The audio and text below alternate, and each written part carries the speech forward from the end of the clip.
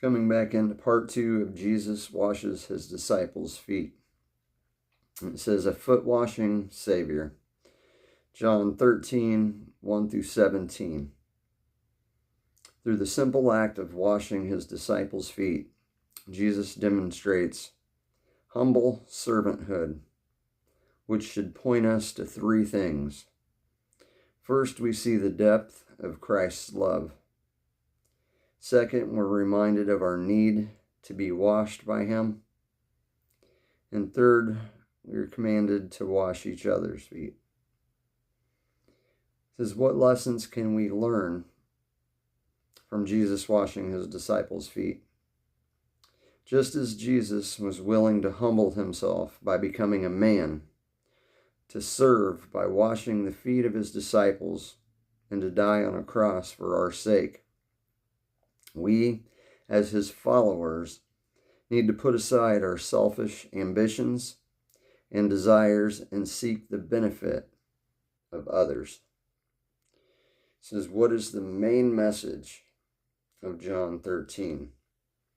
John tells us that Jesus has come from God and is going to God, and that God has put all things into Jesus' hands.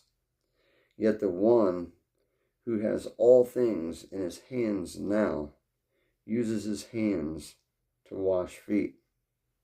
His power comes from expression in self-giving love.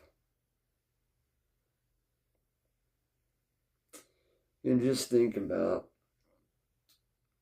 how humble you would have to be to put that kind of humility to do a task such as that.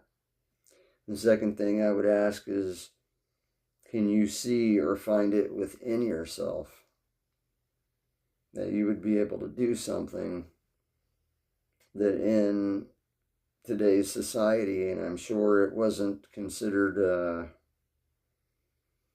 very award-winning to do back then, right? To be so selfless in your love to others that you could humble yourself to the point where most people's humiliation would overwhelm them, but not to do it and feel humiliated, but just being humbled just because you want to show that kind of love to another person.